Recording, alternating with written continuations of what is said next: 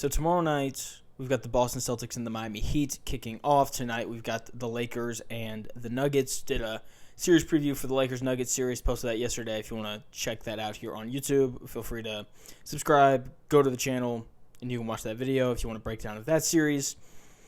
But Boston, Miami, that's what we're breaking down right now. I'll tell you right now, I like the Celtics in 7. I think it's going to be a really close series. It's going to be really tough, I think, on both teams. And I'm going to say something that I feel like I've said all playoffs long.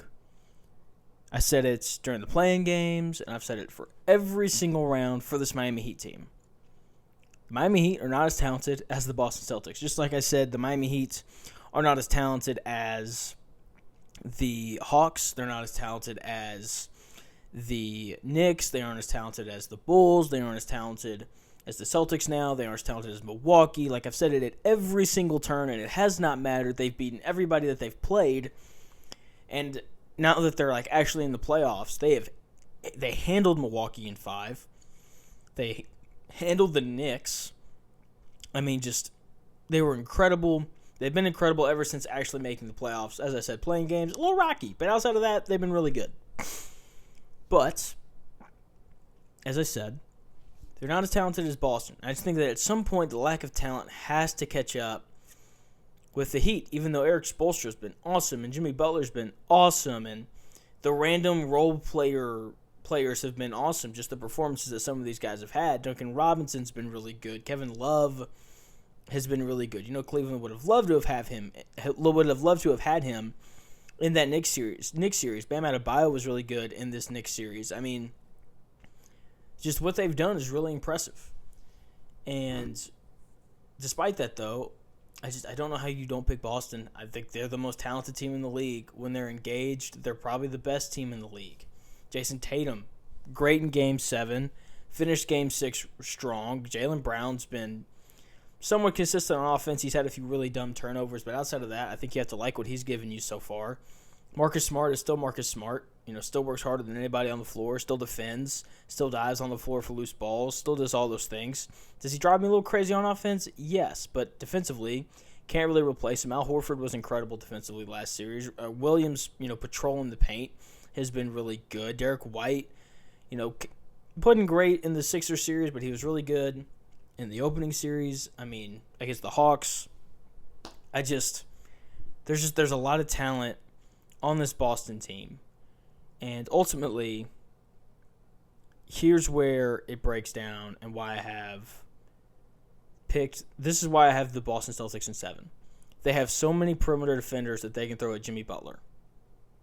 That's ultimately what it comes down to. They can throw Jason Tatum at him. They can throw Jaylen Brown at him. They can throw Marcus Smart at him. They can throw Derek White at him. They can throw Malcolm Brogdon at him. They just have so many options of good defenders to throw his way. Pair that with Williams, who's going to be patrolling the painted area.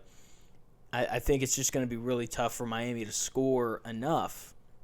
And then when it comes to defending Bam Adebayo, Al Horford was great against Joel Embiid.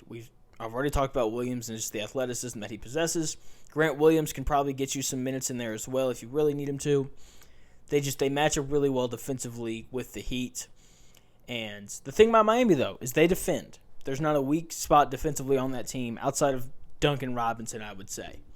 And he doesn't even play a ton. So most of the time, they've got 5 guys on the floor who can defend, right? So they've got guys to throw at Jason Tatum, but they don't just have to throw guys at Jason Tatum, whereas Boston really just has to throw guys at Jimmy Butler, right? The Heat can throw Jimmy Butler at Tatum. They can throw, I guess, Vincent. I think he kind of lacks size. I mean, Jason Tatum's really going to be a matchup problem for them.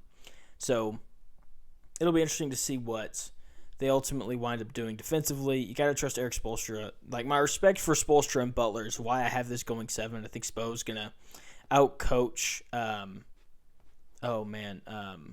can see his face. The Celtics first-year head coach. Sorry that I'm blanking on his name right now. I think he gets out-coached, and because of that, that's why it goes 7. But players win games, not coaches. The Celtics team, too talented, too deep. I think that they win in 7. So thanks for watching the video. I hope you enjoyed it. Sorry, Heat fans. I'll be pulling for you, but I think that Boston is going to pull this one out. So hope you enjoyed the video. Subscribe. I'm breaking down every single game of the conference finals starting tonight with the Lakers and the Nuggets. Make sure you subscribe so you can follow along, get all the game breakdowns. Make sure you like the video. Comment below, who do you like to win the series? Who wins and how many games? Let me know your thoughts. Once again, I hope you enjoyed the video, and I'll talk to y'all again tonight.